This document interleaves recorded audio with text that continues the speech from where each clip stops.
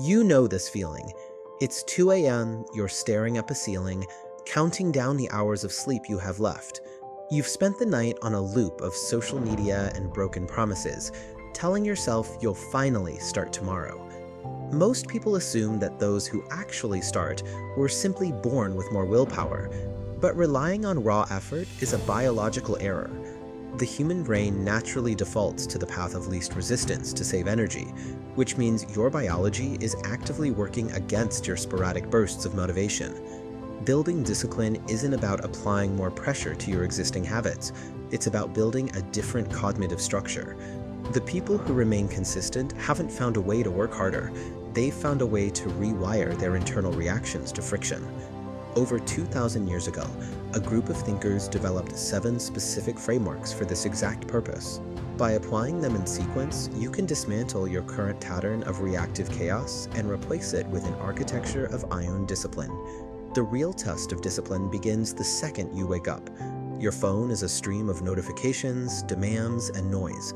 Most of us enter our day in a state of immediate, high-stress reaction. The first framework for reclaiming your agency comes from Epictetus, who taught that our only real power lies in our response to events. The notifications and chaos are external facts. Discipline begins when you realize the friction of a morning commute or a difficult email is separate from your internal reaction to it. Our second framework comes from the Roman Emperor Marcus Aurelius. He spent his life managing a massive empire through war and plague, yet he maintained that you have power over your mind, not outside events. This is the core mechanism of cognitive control. By deliberately ignoring external stimuli to focus entirely on internal regulation, you stop acting like a victim of your environment. You choose where your attention goes, rather than letting the world steal it. It is impossible to build lasting physical habits if your emotional state is constantly hijacked. Securing your internal perception is the foundation that makes every other disciplined action possible. Once you have stabilized your mind, you can begin managing your resources, starting with the most valuable one you own. Our third framework is an audit of time. Seneca observed that we do not live short lives, we squander them. We surrender our hours to distractions, and then wonder why the day is over. Discipline is the act of reclaiming that time by refusing to give it away to low-value noise. The fourth framework is the habit stack. Aristotle argued that excellence is mechanical repetition. A singular, heroic act of willpower is fragile. The daily habit is unbreakable. You don't become disciplined. You act with discipline until the action becomes your default.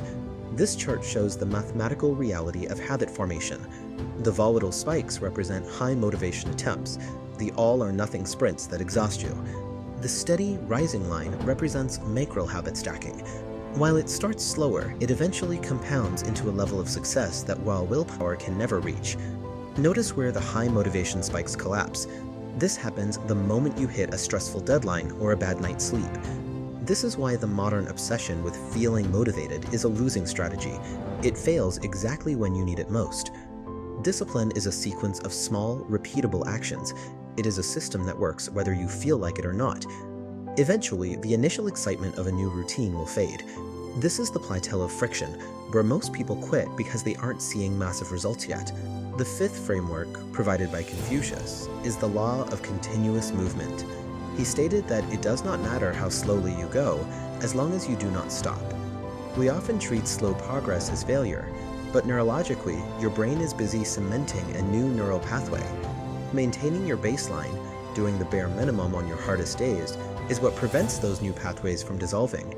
You can reduce your intensity when life gets difficult, but you cannot stop.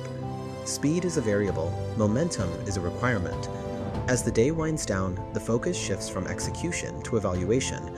This is where you finalize the architecture you've built. The sixth framework is the daily audit. Socrates famously insisted that the unexamined life is not worth living. Discipline without reflection is just busy work. Taking 5 minutes at night to review your actions closes the habit loop. By honestly identifying where you held your ground and where you fell back into reactive chaos, you turn abstract intentions into concrete behavioral data. The seventh and final shift is the transition from practice to embodiment. Marcus Aurelius commanded, "Waste no more time arguing what a good man should be. Be one." This is the end of the motivation trap. Discipline is not a task you perform, it is an identity you inhabit. You stop debating the routine and simply become the person who executes it every single day. Your 7-day challenge starts now. Pick one of these frameworks, track a single micro-action tonight. Stop watching videos about discipline and start assuming the identity of someone who has it.